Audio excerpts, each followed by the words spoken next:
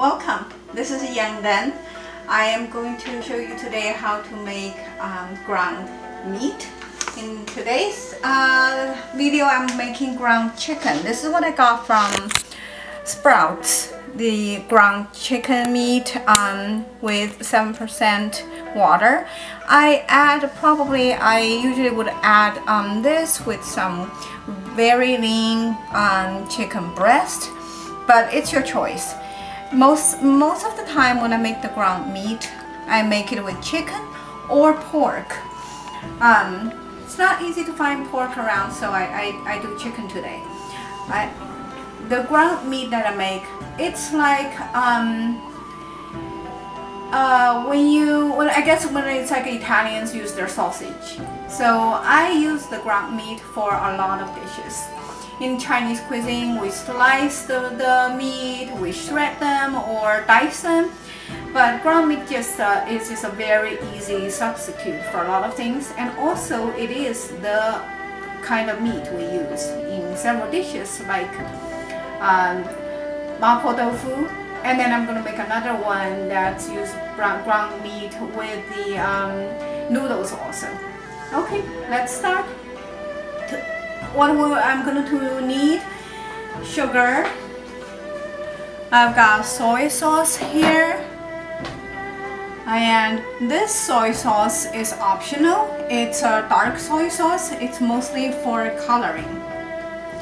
And my vegetable oil, pepper grinder. This is sliced ginger, and pepper, hot dried pepper. And also this dried anise. This is an ingredient that's part of the 5 spice. And sometimes if you buy the ground, this is one of the main ingredients. It's optional, but I like the flavor, so I usually add it. Alright, let's start.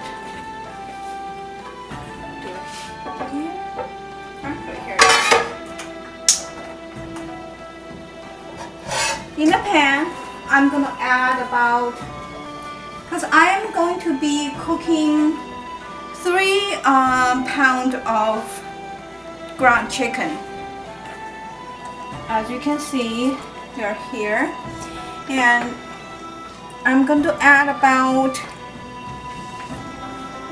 chicken is a little bit lean. So this is about, I want to say, 2 ounces of oil.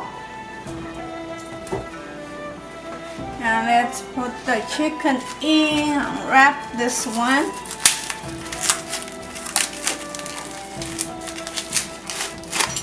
Alright, oh, before I do that, dried pepper, 4 to 5 of them, depending on how much kick you want in the meat. Alright, there we go. And my ginger usually needs to be cooked a little bit to get the flavors out.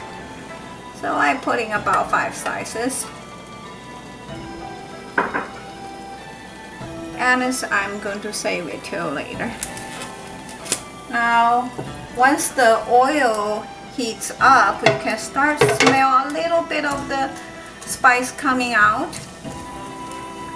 Then you can add in the meat. Yeah, I can smell it now. So let's do the meat.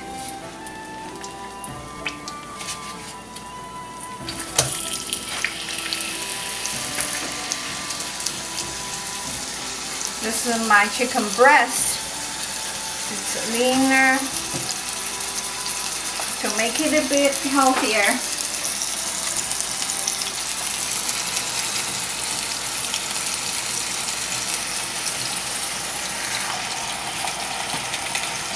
Alright, that's just 3 pounds of meat.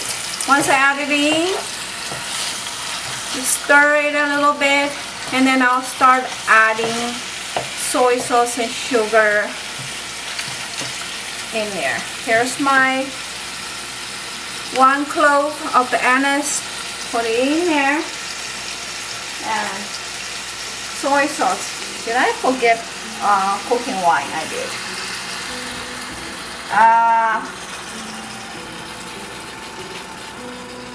That's like 3 ounces, maybe close to maybe half a cup to 3/4 of a cup for the 3 pounds of soy sauce.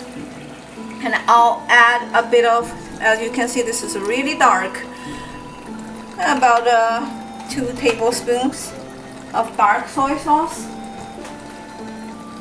On my sugar, let's see, 1, 2, I'm adding 3 tablespoons. Lots of ground pepper.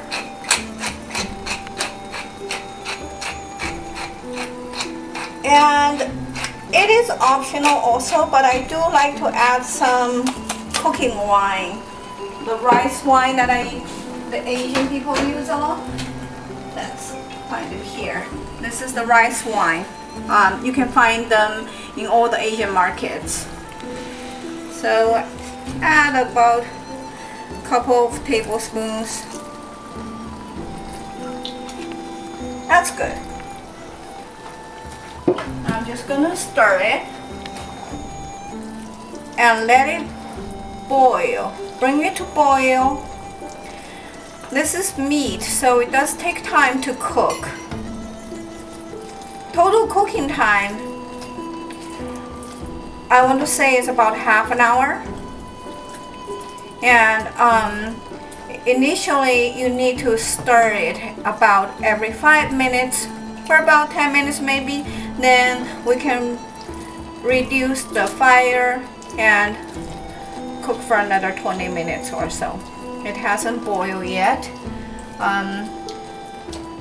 I will need to add a little bit of water to it so that the water level would be same height as the meat.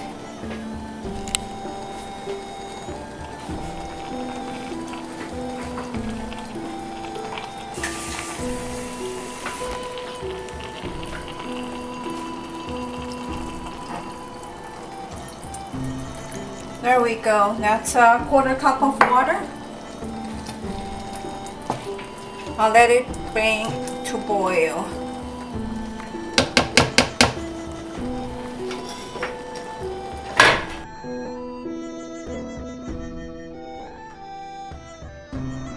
Okay, sounds like it's boiling. Let's see. Yeah, it is. So what I do is to stir it up. The top layer, as you can see, it's still quite raw, so I stir it so that it goes under the sauce, and also make it loose.